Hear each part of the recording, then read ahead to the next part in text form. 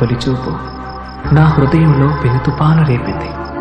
నాలో ఏమవుతుందో నాకే తెలియని కలవరం. మునుపెన్నడూ లేని నీ చూపు, నీ శ్వాస, నీ చిరునవ్వు అన్నీ ఇవాళ నాకు సరికొత్తగా అనిపించాయి. నాకు మరో కొత్త జన్మను ప్రసాదించాయి. నాలో చెలరేగిన ఈ భావం ఏమిటో ఎంత ఆలోచించినా నాకే అంతు చిక్కడం లేదు. బహుశా దాని పేరే ప్రేమంటారేమో.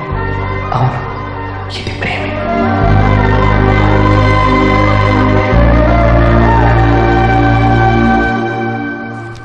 రాజు, పడుకో. నేను పడుకోను. ఏయ్, పడుకో. పడుకోమన్నానా? నా కంటిలో చిన్న నీటి పొట్టు కనిపించినా నీ గుండె చెరువయ్యేది. నాకు చిన్న కష్టం వచ్చినా నువ్వెంతగా తల్లడిల్లిపోతావో నాకు తెలుసు. ఈ ప్రపంచంలో అమ్మని మించిన ప్రేమ లేదనుకున్నాను.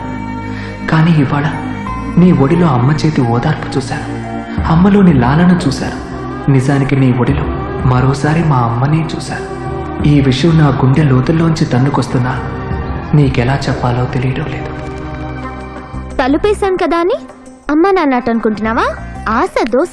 ఇప్పుడు హీరో వచ్చి హీరోయిన్తో ఐ లవ్ యూ చెప్తాడంట. నువ్వు నాకెదురైతే చాలు, నాలో నాకే తెలియని తడబాటు, ఊహల అంచుల్ని తాకే ఉలికిపాటు. నువ్వు బలవంతంగా ఐ లవ్ యూ అనిపించినా నిజానికి అది నా గుండెల్లోంచి పెకలించుకొచ్చిన మాట.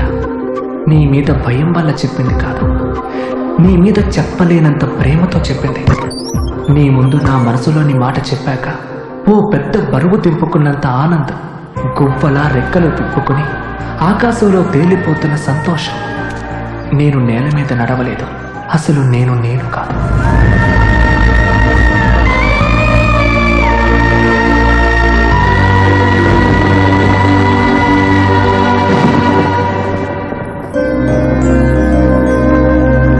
నా ఒడిలో పాపాయిలా పడుకొని మారాం చేస్తున్న నీ అల్లరిని నేనెలా మరువగలను? ఆ కార్తీక పౌర్ణమి నాడు నిండు పున్నమిన ఆకాశంలో కాదు, నీ కళ్ళల్లో కార్తీక దీపాలుగా వెలగడం చూశాను. వాటిని నా జీవితంలో వెలిగించడానికి వచ్చిన దేవతలా అనిపించాం. ఆ చందమామలోని వెలుగంతా నీ చెంపల మీద వెన్నెలలా జారడం చూశాను. నువ్వు ఆకలేస్తుందంటూ అన్నం పెట్టమంటే నా గుండెలోని ప్రేమని గోరుముద్ర చేసి తినిపించాను. ఆ క్షణం నీకే కాదు, నాకు కూడా ఈ ప్రపంచమంతా ఇలాగే ఆగిపోతే బాగుండనిపించింది. అలాగే ఇంతటి ఆనందాన్ని సొంతం చేసుకునే ఈ గుండె కూడా ఆగిపోతే మరింత బాగుంటుందనిపించింది.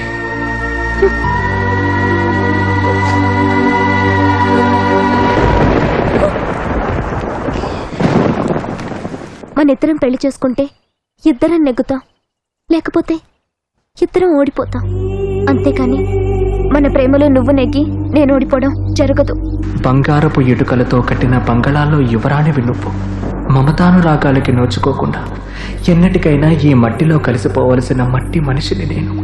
నా ప్రేమ రెక్కలు లేని గువ్వ లాంటిది, సుడిలో చిక్కిన పడవ లాంటిది. అది ఎన్నటికీ తీరం చేరదు. రాచరికాల ఉక్కు పాలతో నువ్వు పెరిగితే రగులుతున్న ప్రేమను కన్నీటితో ఆర్పుతూ పెరిగిన వాణ్ణి నేను. ఈ నిరుపేద ప్రేమను వెల్లడించిన నువ్వు కడదాకా నాతో నడుస్తావా?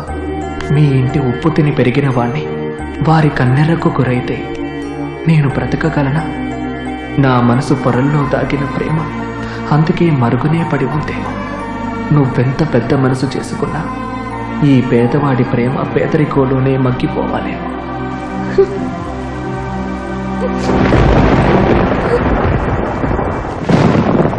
నీ చూపు ఏ అమ్మాయి మీద పడినా, నువ్వే అమ్మాయిని తాకినా ఊరుకోను. ఏ? ఎందుకంటే నువ్వు నా సొంతం. స్వార్థం కూడా ఒక్కోసారి ఎంత ముచ్చటగా ఉంటుందో నీ కోపం చూశాకే అర్థమైంది. నా చూపు, మనసు, స్పర్శ మరొకరిపై పడకూడదన్నావు. అన్నీ నీకే సొంతం కావాలన్నావు. ఈ లోకంలో నన్నుగా ప్రేమిస్తున్న నిన్ను చూసి ఈర్ష్యపడుతున్నా. ఎందుకంటే నేను కూడా నిన్ను నీ అంతగా ప్రేమించలేనేమోనని. నా మనసే కాదు, నా చూపు, తలపు, తపన ఇవన్నీ తిరుగుతున్నది నీ చుట్టూనే. నిన్ను తాకితే కానీ ఏ గాలిని నా ఊపిరిగా అనుమతించని వాణ్ణి దానిని మరొకరికి సొంతం చేస్తానని చెప్పు.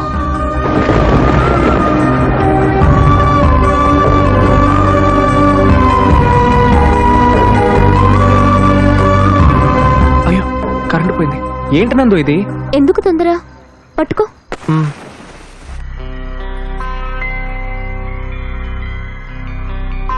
రాజు, నువ్వెప్పుడు పుట్టావో నాకు తెలీదు, కానీ నువ్వు నా మనసులో పుట్టి 3 సంవత్సరాలైంది. ఈరోజు నా రాజు పుట్టినరోజు.